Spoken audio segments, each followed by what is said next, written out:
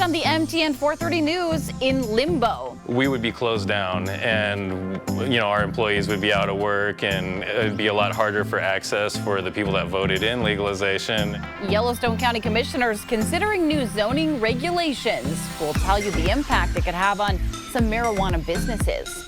Plus, entering the race, a Kalispell man with an interesting story to tell throws his name in the governor's race. We'll have the details.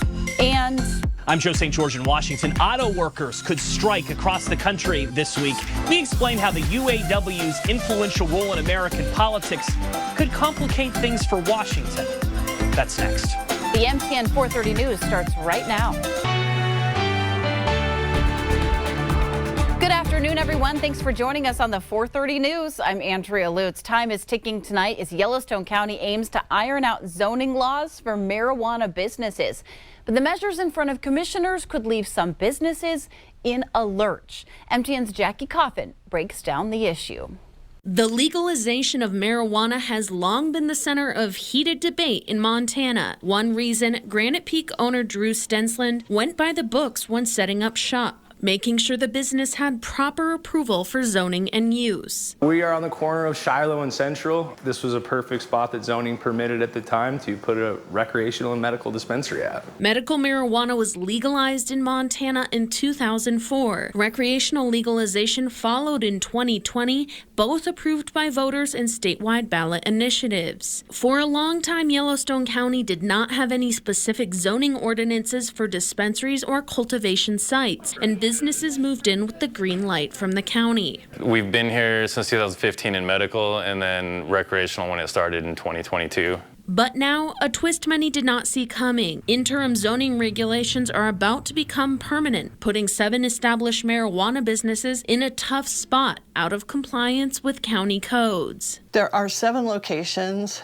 that are not in zone districts where we would allow any retail or commercial type uses. Notices have been sent to those businesses. So what they're proposing is a sunset period. The sunset period would pretty much be a period that we would have to adhere to the new zoning laws, which is not possible, or shut our doors. We would be closed down, and our employees would be out of work, and it'd be a lot harder for access for the people that voted in legalization, and they would have a harder time finding product. The 7 dispensaries, which include Granite Peak and Lighthouse Organics, are now faced with the decision of whether to move, close, or apply for a zoning code change, although they hope they can be grandfathered in, something the county does have the power to do. And while some of the changes do have dispensaries and growers concerned, Cromwell says others will benefit those business owners. For example, in the interim regulations, we have a minimum separation distance for one of these businesses to a residential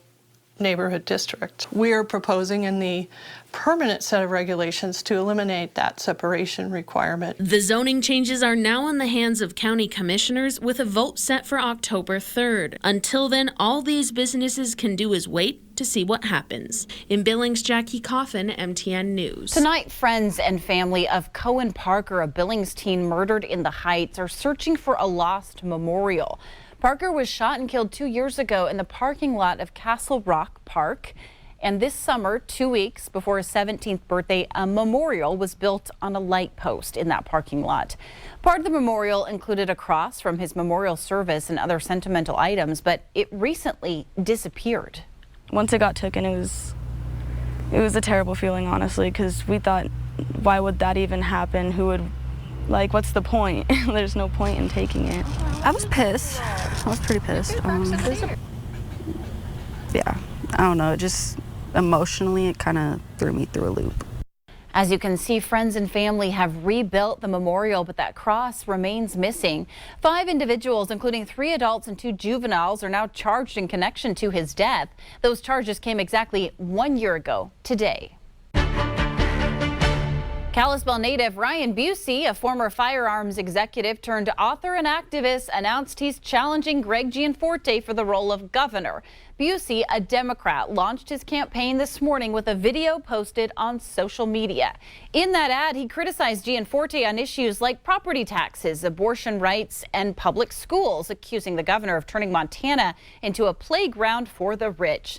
The Kalispell native was formerly a vice president for a Montana firearms company and received national attention for his 2021 book, Gunfight.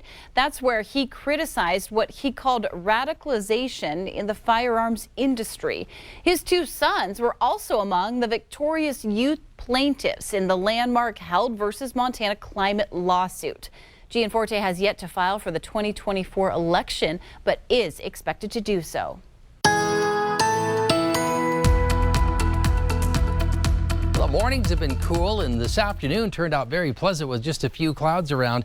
But as we start getting into the afternoons through the weekend, temperatures will really start to climb. By the time we get into Sunday, we could be within a few degrees of a record high temperature. But all of that starts to change as we get towards the middle of next week, and everything comes back down and brings another mix of showers back in. All the details coming up in a few minutes. Stick around for the complete forecast here on the 4:30 News. The Air Force selected the Montana Air National Guard as the preferred location to receive a fleet of new C-130J Super Hercules aircraft.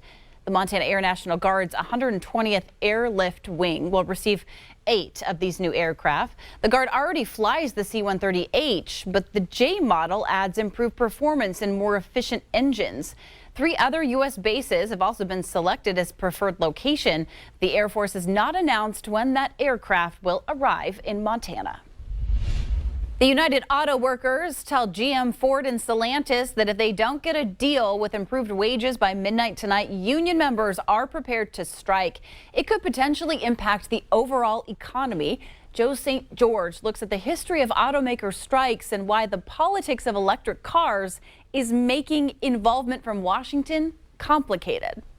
Signs like this could soon be returning if the UAW goes through with a strike Thursday night. It wouldn't be the first. The 1940s saw multiple UAW strikes. The 1970s saw some of the most consequential auto worker strikes in history. 2007 strike ushered in many changes, like 401k plans for new employees rather than defined pensions. Changes the UAW now wants changed again. But the politics of all of this is a bit complicated. After all, the UAW has been involved in American politics for decades. Typically, the union has been in lockstep with Democrats, endorsing President Joe Biden in 2020 and countless other Democrats throughout the last 100 years. In return, Democrats have typically stood by auto workers and many of their demands during work stoppages. Our endorsements are going to be earned, not freely given. But as UAW President Shawn Fain alluded to earlier this week, the union has not yet endorsed President Biden in the 2024 election, complicating any involvement, this time by the White House. One major issue is electric vehicles, a policy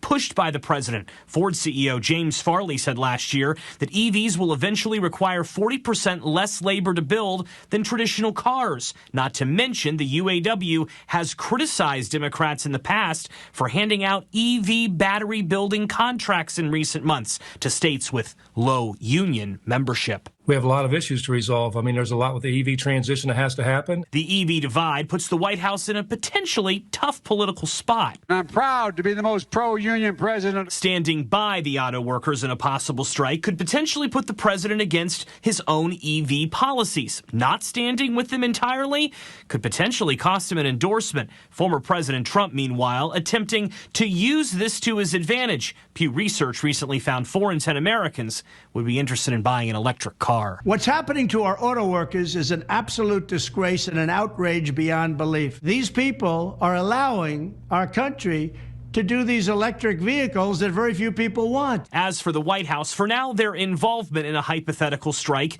remains unclear. Independent economists have said a 10-day strike could cost the U.S. economy over $5 billion. The president believes that auto workers deserve a contract that sustains middle-class jobs. Joe St. George, Scripps News, Washington. Still to come on the MTN 430 News on Q2, flag on the play. 2 Lockwood teams are making noise on the gridiron.